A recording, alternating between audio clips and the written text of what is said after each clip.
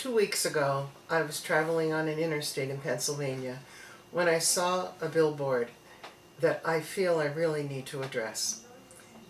The billboard had the picture of a man and the lines, "I am pro-life, I am Republican, I am voting for Joe Biden."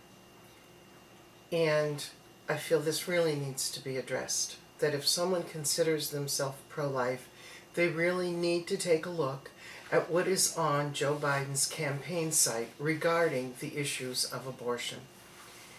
First of all, he declares that abortion and chemical abortion are essential health services. One, he declares he will codify Roe v. Wade. Two, he will use the DOJ, the Department of Justice, to stop states' efforts to limit abortion. That would mean such actions as requiring parental consent or inspection of abortion facilities. Three, he would use federal funds for stem cell research using human embryonic cells, something that's currently banned. Three, will make sure that Obamacare covers the cost of abortions.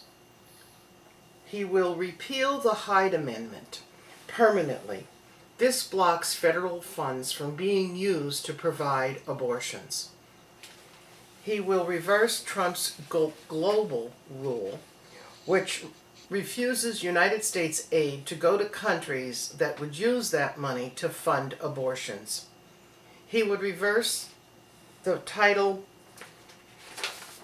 10 rule that restricts providers from offering abortion referrals if that provider is accepting family planning funds from the federal government. And he would restore full funding to Planned Parenthood. There is no one in the pro-life community that would look at these campaign promises and believe that they would be voting in a pro-life agenda. So after doing that little bit of research, I thought maybe we need to look at the bigger picture of what's happening in our country's history with abortion. Since Roe v. Wade in 1973, there have been 61,628,584 abortions, an absolutely staggering number. Another statistic that if you're considering yourself pro-life and considering voting for Joe Biden, you should know that in 2018, the number one killer, the number one cause of death was abortion.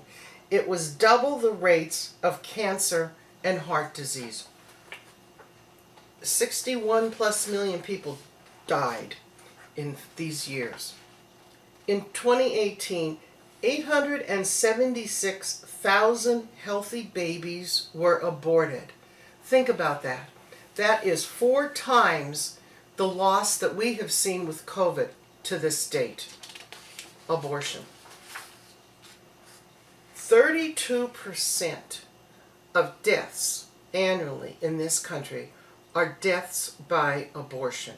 32%. The next fact to consider, 61% of African American deaths are through abortion. Talk about racism. And even though African Americans make up 13% of the United States population, they account for 36% of the abortions that are performed. So those statistics need to be considered when you're considering voting for Joe Biden, because a vote for Biden supports those statistics, those numbers that exist in our country. And those numbers have a very personal impact on our lives, each of our lives, and our lives as in a nation. There's a quote I'd like to share with you. You've probably heard it if you've seen the movie It's a Wonderful Life. This is, "One man's life touches so many others. When he's not there, it leaves an awfully big hole. This is how Clarence the angel explains to George Bailey, after George Bailey has seen what life would be like if he had never existed. There would be an awfully big hole. And this is true because it's true that the life of one person touches and changes the lives of so many others in countless ways, in subtle ways, in ways we may not even understand, but they have an impact. Most of us have experienced the loss of someone dear to us. We've experienced how the world changed when they were no longer in it. We know and feel deeply that we have lost someone who cannot be replaced. How much more have we lost because of those who never had their place in this world? The 61+ million who had their lives taken away by abortion. Those who never see their mother's face, who never feel the warmth of the sun or the coolness of the evening, who never laugh, who never sing, who never know love. The world is a poorer place because there is no room for them. Millions of lives, millions of children discarded, unwanted, unloved. There is an awfully big hole in the world. And this is personal in each of our lives. We are each affected by the loss of those missing from our lives. It could be the little girl at your door on her first big girl Halloween.